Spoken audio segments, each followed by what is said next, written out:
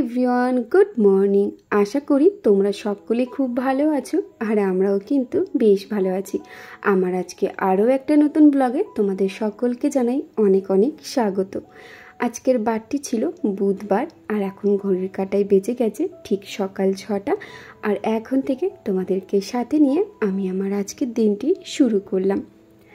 আজকে অনেকটা সকালেই ঘুম থেকে উঠে পড়েছিলাম, আর ঘুম থেকে উঠেই জানো তো বারবার একটাই কথা ভাবছিলাম, সেটা হচ্ছে আজকের তারিখটি ছিল 6 আগস্ট 2025। আজ থেকে ঠিক 1 বছর আগে আজকের দিনেই গিয়েছিলাম ডাক্তারের কাছে লাস্ট চেক আপে। আজকে যেমন সাত সকালে উঠে পড়েছিলাম, আজ থেকে ঠিক 1 বছর আগেও কিন্তু সকাল সকাল উঠে পড়েছিলাম, কারণ মনের মধ্যে একটা ভয় কাজ করছিল। আজকে যেহেতু লাস্ট চেক আপ ছিল, তাই বারবার ভাবছিলাম আজকেই হয়তো ডাক্তারবাবু আমার ডেলিভারি ডেট দিয়ে দেবে। আর যারা আমার প্রেগনেন্সির দিন থেকে ভিডিও দেখেছো, বা আমি যখন ডাক্তার দেখাতে গিয়েছিলাম তখনকার ভিডিও যারা দেখেছো, তারা হয়তো অনেকেই জানবে যে আমার যেদিন ইউএসজি বা সমস্ত ব্লাড টেস্ট করার থাকতো, আমি সেদিনই একেবারে ডাক্তার দেখাতাম। মানে ইউএসজির ডেটটা এমন ডেটে নিতাম যেদিন আর কি ডাক্তারবাবু বসে। তো আজকে ছিল আমার লাস্ট সমস্ত কিছু চেক আপ, মানে ইউএসজি বলো, সমস্ত কিছু যা যা ছিল, ব্লাড টেস্ট সব কিছুর। তাই আর কি সকাল সকাল ঘুম থেকে উঠেই 6টার মধ্যেই আজ থেকে ঠিক 1 বছর আগেই বাড়ির থেকে বেরিয়ে গিয়েছিলাম মনের ভয় নিয়ে। একদিকে যেমন মনে ভয় ছিল, একদিকে কিন্তু দ্বিগুণ আনন্দ ছিল, কারণ আমরা কিন্তু তখনও জানি না যে আমাদের জীবনে আমাদের সব থেকে স্পেশাল গিফট আমাদের সোনামাকে ভগবান পাঠাবে। তো যাই হোক, গিয়েছিলাম সমস্ত চেক আপ করে। যখন ফাইনালি ডাক্তারবাবুর চেম্বারে যাই, ডাক্তারবাবু সমস্ত রিপোর্ট দেখে আমার দিকে তাকিয়ে মুচকে হাসি এসে একটাই কথা বলেছিল, আজকেই তোমার ডেলিভারির ডেট দেবো। ওই ডেট দেবো কথাটা শুনে এতটাই ভয় পেয়েছিলাম যে কি বলবো, আমার তো পুরো হার্টবিট চলতে শুরু করে দিয়েছিল, এতটাই জোরে চলছিল। ডাক্তারবাবু পাশে বসে একটাই কথা বলছিল, এত ভয় পাওয়ার কিছু নেই, কারণ সেটা তো আনন্দের দিন, এতদিনের কষ্টের ফল তুমি 19 আগস্ট পাবে। যাই হোক, নিজের পছন্দ মতন একটা ডেট আমরা পছন্দ করি, ডাক্তারবাবুকে জানাই। যখন ডাক্তারবাবু বললো নিজেরাই একটা ডেট চয়েস করো, তো আমরা বলেছিলাম। তো যাই হোক, সেই কথা মতো 19 আগস্ট ডাক্তারবাবু আমাদেরকে ফাইনালি ডেলিভারি ডেট দিয়েছিল। সেদিনেই সোনামা আমাদের জীবনে প্রথম এসেছিল। সকাল থেকে উঠে বারবার শুধু ওই একটাই কথা ভাবছিলাম, দিনগুলো ঠিক কতটা তাড়াতাড়ি চলে যাচ্ছে। আর সেদিনের ফটোগুলো যখন দেখছিলাম এতটাই ভালো লাগছিল যে কি বলবো। আর নিজের মধ্যে যে পরিবর্তনগুলো এসেছে সেগুলোও কিন্তু বেশ ভালো লক্ষ্য করছি। অবশ্যই ভিডিওর শেষে তোমাদের সাথে কিছু ফটো আমি শেয়ার করব। হ্যাঁ, তখন একটু আমি গোলুমোলু ছিলাম ঠিকই, কারণ তখন যে আমি মা হতে চলেছিলাম, আর এখন যে আমি মা হয়ে গেছি, আর মা হতে চলেছিলাম আর মা হয়ে গেছির মধ্যে অনেকটাই পার্থক্য। যাই হোক, ভগবানকে অসংখ্য ধন্যবাদ আমার জীবনে এত সুন্দর একটা উপহারকে পাঠানোর জন্য। আচ্ছা বন্ধুরা, তোমরা মনে করে বলো তো, কখন লাস্ট তোমরা ডাক্তারের চেক আপে গিয়েছিলে, যেদিন প্রথম তোমরা জানতে পেরেছিলে মা হতে চলেছ। আর সেদিন একদিকে যেমন মনের ভয় কাজ করছিল, আরেকদিকে আনন্দ কাজ করছিল। অবশ্যই সেই দিনের তারিখটি কমেন্ট বক্সে উল্লেখ করেছিও। আমার ডেটটি ছিল 6 আগস্ট 2024। এইদিকে দেখো, সকাল সকাল ঘুম থেকে উঠে মোটামুটি যা কিছু কাজ থাকে সে সমস্ত হয়ে গেছে। এদিকে আমি ভাতটাও চাপিয়ে দিয়েছিলাম, তো এখন আমি ভাতের ফ্যানটা ঝরিয়ে নিচ্ছি। আর জানো তো, প্রথম কিন্তু আমি ভাতের ফ্যান ঝরাতে একদমই পারতাম না, তবে বলে না করতে করতে সবটাই অভ্যাস হয়ে যায়, ঠিক তেমনটাই।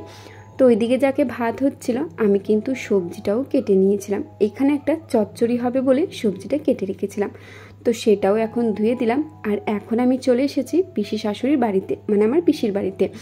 যেহেতু সোনামা পিসির বাড়িতে ছিল, তো সকালে যখন সোনামায়ের খাবার খাওয়া হয়ে গেছে, আমার শ্বশুরমশাই সোনামাকে দিয়ে গেছিল। তো এইটা হচ্ছে আমাদের ঠাকুমা, আমাদের বাড়ির সব থেকে বয়স্ক মেম্বার আর কি। তো ঠাকুমার সাথে সোনামায়ের একটা ফটো তুলছিলাম, যেহেতু সোনামায়ের সাথে ঠাকুমার ফটো ছিল না। তো তারপরে সোনামাকে নিয়ে এখন আমি যাচ্ছি বাড়িতে। ভাবলাম যাই তাড়াতাড়ির মধ্যে, কারণ সোনামাকে আবার ঘুম পাড়াতে হবে। তোমরা অনেকেই আমাকে বলেছো, দিদিভাই তোমার বাড়ির হোম ট্যুর দিও, তবে বিশ্বাস করো সেইভাবে ভিডিও করার সময়ও পাই না, আর হোম ট্যুর দেওয়াটা সম্ভব নয়, কারণ একার পক্ষে এখন ঘড়িতে বাজে 9:45 আর আমি সোজা ছাদে চলে এসেছি, কারণ এই যে কাপড়গুলো শুকিয়েছে সেগুলো এখন নিয়ে যাব, কারণ মেঘের অবস্থা একদমই ঠিক লাগছে না, যখন তখন হয়তো বৃষ্টি নামে যাবে। আর ওই যে দেখো এখানে সোনামের বালিশগুলো রোদে দিয়েছি, তো বৃষ্টি নামে গেলে যদি বালিশগুলো ভিজে যায়, একটা আমি শোকানোর জন্য দিয়েছি, তারপর যদি আবার ভিজে যায় তাহলে কিন্তু ভারী বিপদে পড়বো। তো যার কারণে সমস্ত শুকনো কাপড়গুলো নিয়ে যেতে আমি এখন ছাদে চলে এসেছি। চলো এখন এক এক করে সমস্ত কাপড়গুলো তুলে নিই। এখন আমি সোজা ছাদে চলে এসেছি, যে সমস্ত কাপড়গুলো শুকিয়ে গেছে সেগুলো নিয়ে যাবার জন্য। আর এখন রান্নাবান্না কিন্তু আমার শাশুড়ি মা করছে। আজকে আর রান্নাবান্নার দিকে আমি যাইনি, যদিও রান্নাবান্নার দিকে খুব একটা আমাকে যেতে হয় না, আমার শাশুড়ি মাই করে নেয়। ওই বাড়িতে যে টুকিটাকি কাজগুলো থাকে সেগুলোই আমি করে দিই। তো এদিকে সোনামায়ের বালিশগুলো দিয়েছিলাম রোদে, রোদ তো একদমই হালকা উঠেছিল, তবুও দিয়ে গিয়েছিলাম, কারণ কখনো কেমনও সোনামা হিসু করতে করতে বালিশগুলো ভিজে যায়।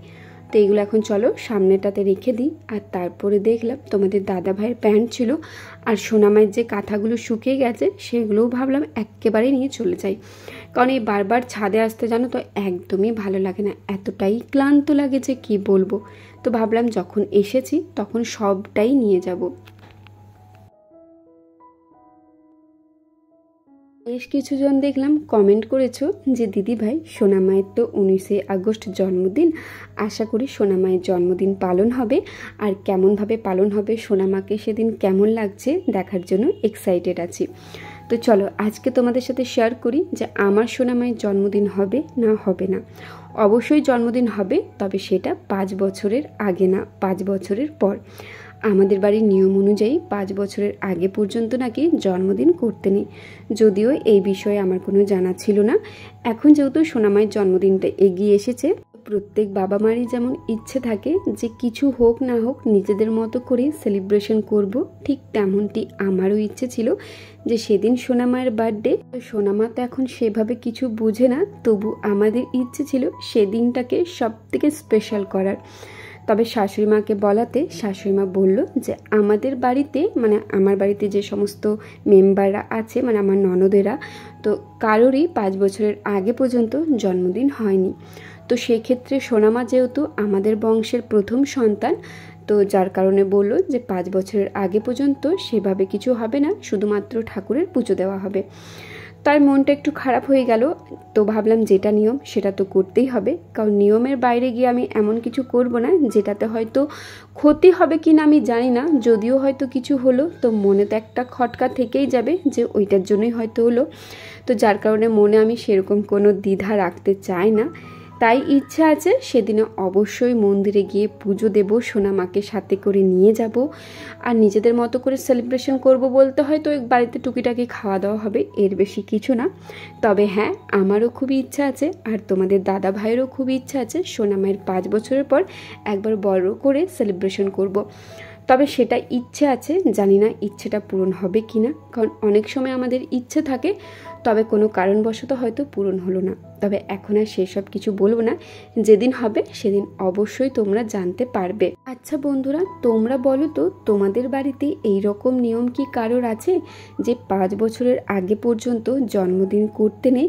তো অবশ্যই কিন্তু আমাকে ঝটপট করে কমেন্ট করে ফেলো, তাহলে আমিও বুঝতে পারবো। আর তোমাদের বাচ্চাদের যাদের 1 বছর হয়ে গেছে তোমরা কেমনভাবে সেলিব্রেশন করেছো অবশ্যই কিন্তু আমাকে জানাতে একদমই ভুলবে না। তো এইদিকে দেখো আজকে বাড়িতে করছিলাম তাওয়া পিঠে, কারণ মাসি এই তাওয়া পিঠে খেতে খুব ভালোবাসে, আর মায়ের বোন এসেছে তো মা তো করবেই। তাই দেখো ডাল আর চাল ভিজিয়ে রেখে দিয়েছিল, যেগুলো নিয়ে এসে তাওয়া পিঠে করতে আমি শুরু করে দিয়েছিলাম। তবে প্রথমে জানো তো একদমই গোল হচ্ছিল না, বেশ 4-5টা আমার শাশুড়িমা করে দেওয়ার পর দেখলাম যে না গোল হচ্ছে, তারপরেরগুলো আমি করছিলাম যেহেতু হয়ে যাচ্ছিল। আর এরকম গোল গোল পিঠে খেতে আমার এতটাই এই লিকার চা দিয়ে ভালো লাগে যে কি বলবো। তাই দেখো দুটো নিয়ে নিয়েছিলাম চা দিয়ে খাবার জন্য। আর তারপরে সোনামায়ের জন্য দেখো এইবারে এই স্যারেলেকটা আনা হয়েছে। এতদিন তো 12 মাস পর্যন্ত যে স্যারেলেকটা থাকে, মানে 6 থেকে 12, সেটা সোনামা খেয়েছে। তবে স্যারেলেক খুব একটা আমি সোনামাকে দিই না, কখনো কেমনও দিই। তো এইবারে নিয়ে এসেছে 12 থেকে 24 মাস পর্যন্ত, তাই ভাবলাম স্যারেলেকটা আমি বের করে রাখি। এদিকে দেখো প্যাকেটটা আমি ছিঁড়ে নিয়েছিলাম আর এই কৌটোর মধ্যেই রেখে দেবো। তো কৌটোর মধ্যে এখন স্যারেলেকটা রেখে দিলাম। আর তারপর সোনামাকে আজকে রাতে ভাবলাম স্যারেলেকই খাওয়াবো, কারণ প্রত্যেক দিন তো রুটিও খাই, আর ও জানো তো স্যারেলেক খেতে খুবই ভালোবাসে। তো এখানে পরিমাণ মতো একটু আমি ফর্মুলা মিল্ক নিয়ে নিয়েছিলাম, তবে আমি ফর্মুলা মিল্ক দিই না, আমি সবসময় তোমার জল গরম দিয়ে খাওয়াই। মানে আগে যখন খাইয়েছিলাম, যেহেতু ডাক্তারবাবু আমাকে বলেছিল জল গরম করে পায়েসের মতো করে খাওয়াতে, তো সেভাবেই খাইছিলাম। তবে আজকে দেখলাম যে না, সোনামাকে ফর্মুলা মিল্কের সাথেই দিই, তাহলে ও খেতে বেশি ভালোবাসবে। আর ও এইরকমও যখনই ওকে আমি স্যারেলেক দিতাম ও কিন্তু খুবই ভালোবাসতো। জানো তো আমার দিদির যখন বেবিরা ছোট ছিল তখন তো আমার বিয়ে হয়নি, তো দিদিরা যখনই বাড়ি আসতো আমি জানো তো ওদের কাছ থেকে চেয়ে চেয়ে স্যারেলেক খেয়ে নিতাম, কারণ আমার স্যারেলেকটা খেতে এতটাই ভালোবাসতো।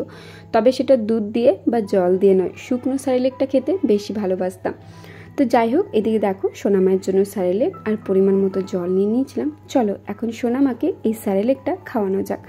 তো তা করতে আমি ভিডিওটাও এত দূরে রাখলাম, কারণ আজকে ভিডিওটা তো শেষের পর্যায়ে চলে এসেছে। তাহলে আজকের ভিডিওটা এত দূরে রাখি, ভালো লেগে থাকলে অবশ্যই like, comment, share and subscribe করে আমার পাশে থেকো। তাহলে আজকের মতো আসি, দেখা হচ্ছে খুব শীঘ্রই অন্য কোনো নতুন ব্লগে। ততক্ষণ সবাই খুব ভালো থেকো, সুস্থ থেকো, সাবধানে থেকো।